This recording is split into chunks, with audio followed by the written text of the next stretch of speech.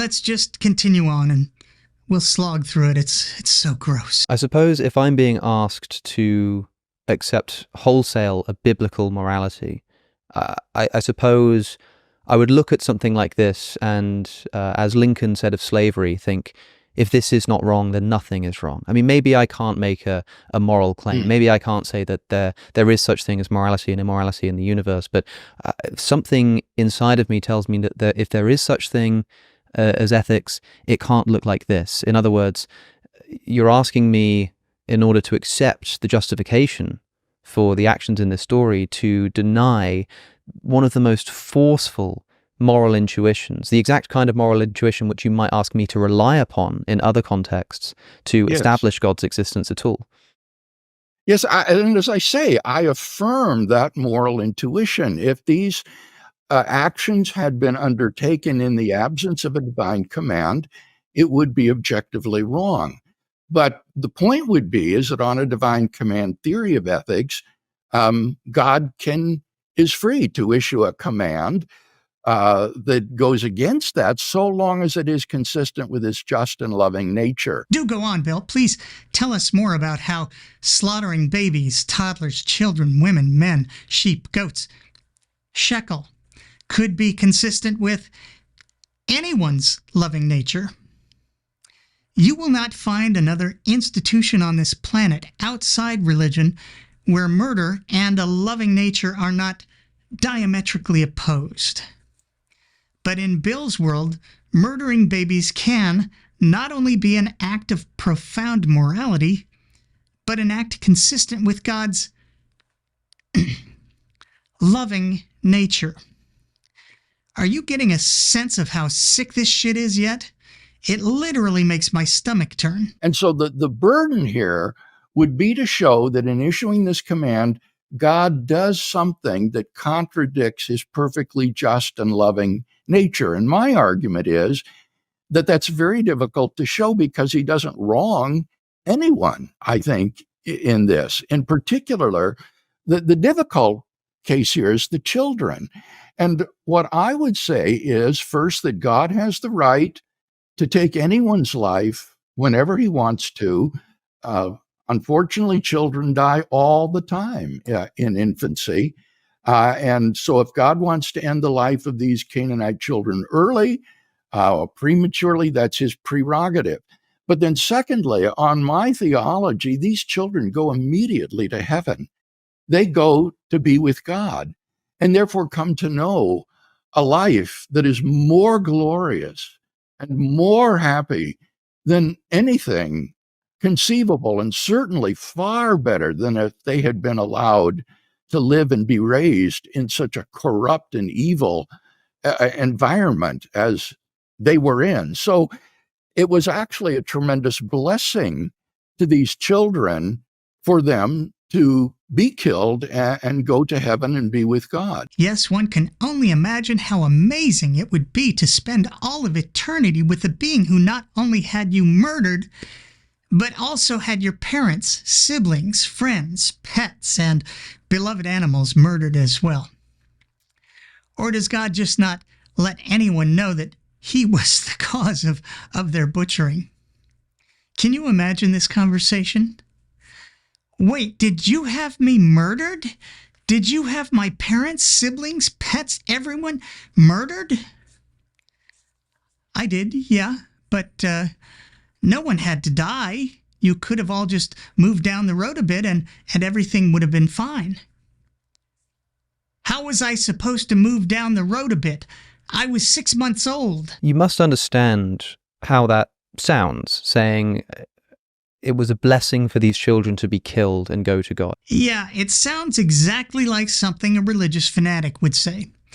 In fact, if that's not the face of a religious fanatic, I don't know what is. I mean, this is something that Dawkins quotes you on directly, and I'm interested in you share my assessment here that even if he's not correct, I can understand why he would hear you say something like that and think that it's morally repugnant, that it's revolting. In any other context, if somebody says something like, well, maybe the murder of these children, I suppose you wouldn't see it as murder, but the killing of these innocent children is is a blessing to them, it just seems again to run against our intuitions. I mean, you mentioned in Well, the does it, Alex? I mean, I think it runs against our naturalistic worldview. Yes, Bill, thinking you can slaughter people left and right, including children, toddlers, babies, animals, etc., and thinking you've done them some kind of serious solid, maybe even an infinite good, does indeed run against our naturalistic worldview.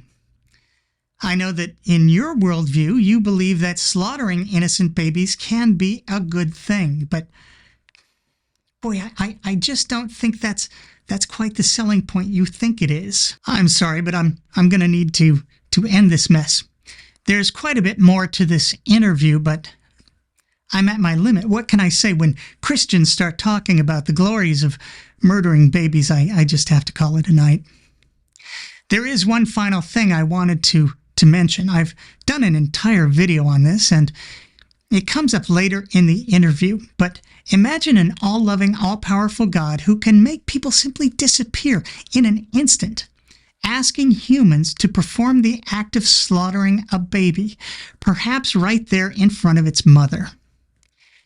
Imagine the psychological trauma this will forever have on one of God's chosen men. Of course, that is offset by the fact that if he thinks the baby's older sister is crazy hot and she hasn't known a man, he can take her home after slaughtering her family, give her a 30-day grieving period, shave her head and cut her nails, etc., and then go to town on that sweet piece of ass. If you think there's any morality in this book, you're an idiot. Christianity is a crime against humanity. That's it. Until next time, I'm me. Thanks for watching.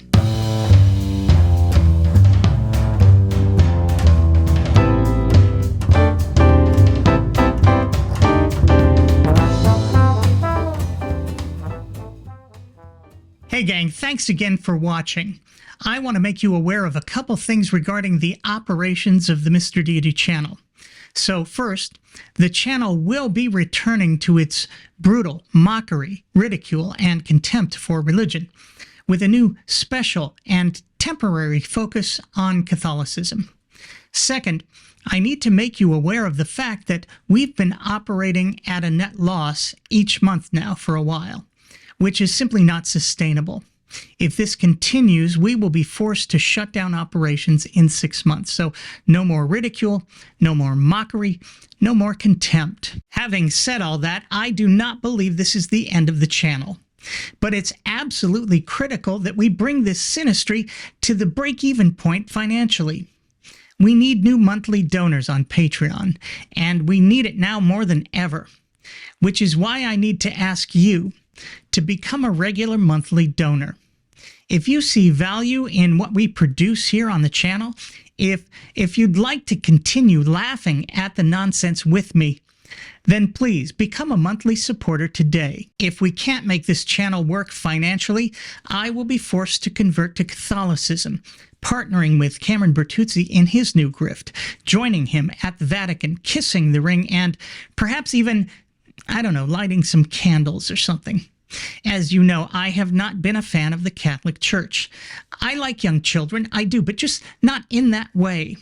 Nor am I a fan of fascist dictators, misogyny, book bans and censorship, terrorizing Jews and Muslims, covering up child rape, murdering witches, indulgences, inquisitions, imprisoning and murdering scientists, or popes who think satirists like myself deserve whatever physical violence we get. For me, this would be a fate worse than heaven.